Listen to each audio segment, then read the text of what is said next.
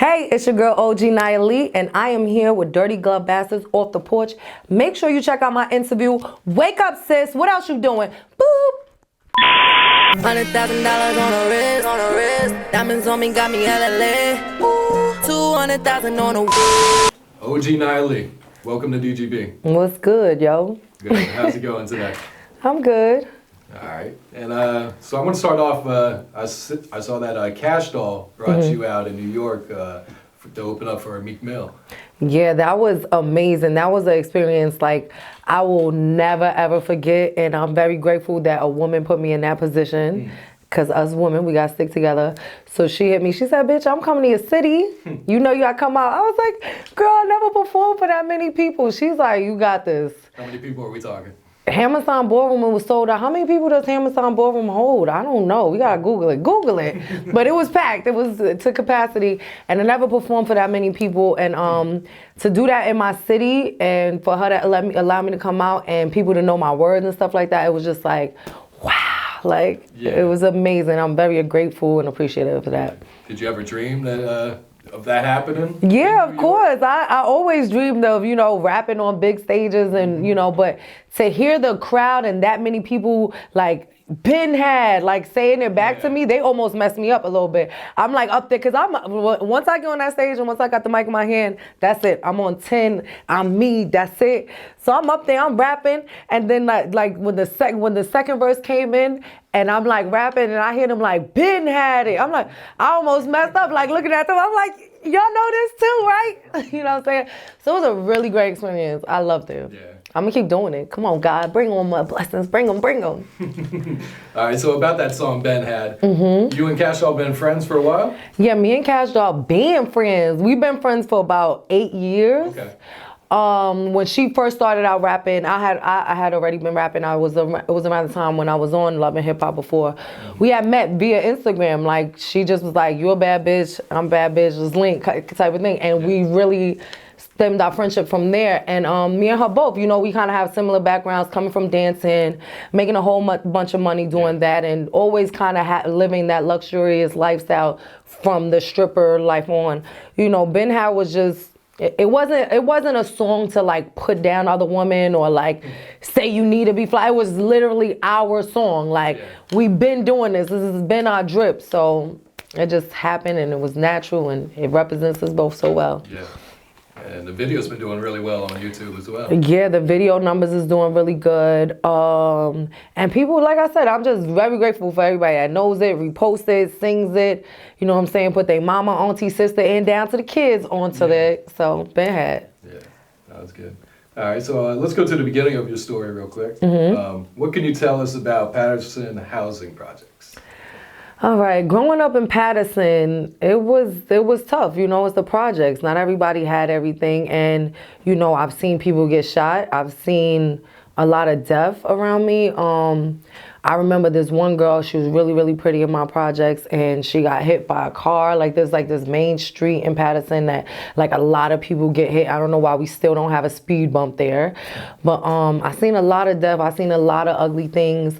But my mom and stepfather always took us away on, like, during the summertime or, like, weekends. We always did. They called us the Black Brady Bunch growing up because my mom wanted me to have, experience other things. So I'm grateful for that, because that's what made me say, yeah, this is not normal. This living like this and being comfortable living like this is not normal. So I appreciate growing up in the project, because it just showed me the things that I don't want for myself and my daughter and my kids. I don't want to continue to stay here. It's not a great place to grow up. Yeah. What's one of the biggest lessons you learned living there? To be strong. Because you can't come out of a place like that and be weak. And so I think that that's what people gotta understand, why I am so strong. Like, look at where I came from. I made it out of there. So in order to break through those barriers, you have to be resilient. You have to keep fighting. You cannot take no for an answer. So that's why I'm very grateful for it. Like, I'm not embarrassed about it at all. Like, it has helped me be the strong person, and that's why my delivery is how my delivery is. That's why I'm so, like, like, in your face, because now, my hood, you couldn't be like, just, nah, you gotta be like, nigga, what you said, bitch? It'd be like that. So that's why I talk like that. So. Yeah, I got you. And you started writing poetry at age 7. I started writing poetry. I was winning poetry contests, talent shows, all of that stuff. And then I was like, well, let me try to put this to a beat, because I had heard one of my aunts rapping before. My father's side of the family is there. That's my, like, where my musical side comes from, is my father's side of the family. And like, I have uncles and all that, they rap.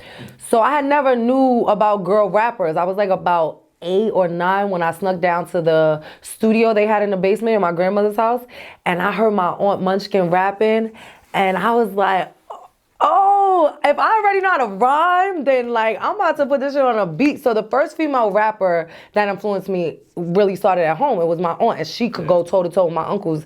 They was all so nice. And then when the hardcore album came out, Little Kim, they had the billboard over my godmother's house. And I remember when I was a kid and get out the car and seeing this big fat pussy print up there, and like seeing videos and songs from Lil' Kim. I'm like, nah, like this is lit. I like it. I like the sexuality of it. I like the aggressiveness, like all things that a woman is, you know, and being comfortable and confident with that being, you know what I'm saying, a thing. I was like, oh yeah, this is meant for me. And I've been focused on doing music ever since. What were your first songs about? My first song was about jumping rope. I have like, cause I didn't record until I was 15 actually. Okay. So I was just playing around. I would have like this, I had this karaoke machine. I would perform like for my family, Thanksgiving and stuff like that, write little raps and perform for them. But I just used to rap about jumping rope. Girl, you don't want to fight me after school. It was corny teenage stuff, like really corny stuff. But shit, I tried it. That's what I had in my life experience. So I always rap about what's going on right then and there. Yeah. All right. And when you were 18, you started dancing in New York City. When I was 17, I had a fake ID. I started dancing, and I'm happy about the way that my life played out. You know, I did a lot of things early on, and that's why I'm so mature at this age now. But I started in Sin City, which is in the Bronx, and you know, that kind of blew me up. Like I was already T-Pearls, right, as a teenager. Like everybody kind of knew me as that, like when the DJ Webstar, Young B, like that era. So I was T-Pearls. That was like my rapper name for that. But when I started dancing, and like I had like my stage presence was different, you know, and I started being cool with different rappers and stuff. I was like, man, just because I'm a stripper don't mean that I don't have bars. So I do believe that I am very, very important to the female hip hop culture now. Now, whether they want to admit it or acknowledge it or not, I am one of the first female rappers, with the exception of Eve, you know, but like publicly, like everybody knew I was a stripper, everybody knew me for stripping, and then I was like, yo, I'm a rapper too, because people were just getting comfortable with like, yo, the bald-headed stripper, the stripper. I'm like, nah, like life is more, like there's more that I want to do. There's more things I want to be remembered for. So I started taking my stripper money and investing it in myself, paying for studio time, like with singles, you know, playing for blocks with bricks and money of singles, and paying videographers with singles. So like there's people out there, they'll come out like, yeah, I remember that because I invest in myself. I would tell people like, yo, I got a following. And then look, Cardi showed y'all like what could happen. Like, cause everybody wants to say like, you're a stripper, you can't be a rapper and nobody will take you serious. Or, you know, you're a girl. Look at how female hip hop has evolved. Yeah. We don't all agree and we don't all like each other. You know what I'm saying? The female hip hop, but it has evolved. And I think that I have a great deal to do with that, the way that everything changed. Yeah. All right, so when you stopped dancing, did you start focusing on music right away? Yeah, because when I was dancing, I felt like I was hustling backwards, you know, because I don't think that people understood, like, this shit costs, you know, this shit is expensive. You can't just wake up and say I'm a rapper. So I had to invest in myself, but it was hustling backwards because people were like, how you a rapper and I could come and see you naked? So I had to pick one. So I went on Love and Hip Hop, and I thought that, okay, for sure, like I won't have to go back, but times got hard and I went back to the club and, you know, kept investing into myself. And I got to a really low point around the time when I was just tired. I was like, I got to figure out another way to make money. Like, I can't make money doing this because I can't keep making money doing this because it's fucking with what I really want to do. So I had moved to LA, and I was just at a really low point, and I was praying to God, like, I need some assistance, number one, and I need another stream of income. So I started up a clothing boutique, Diva Boutique at that time. So that started generating money. My hostings was getting rocking and rolling. And then I met my baby daddy, my business partner, and he came in and helped with, some of the financial load. It took some of the financial load off of me.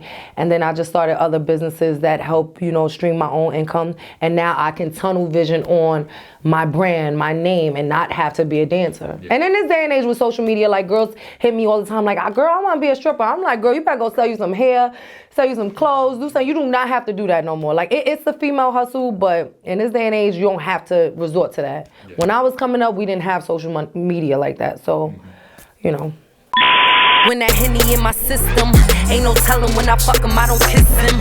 No religion, but I be in that Christian. Pull up, smack a bum, bitch, for all that dissing. What you talking? Bags cost your rent, ho. Had my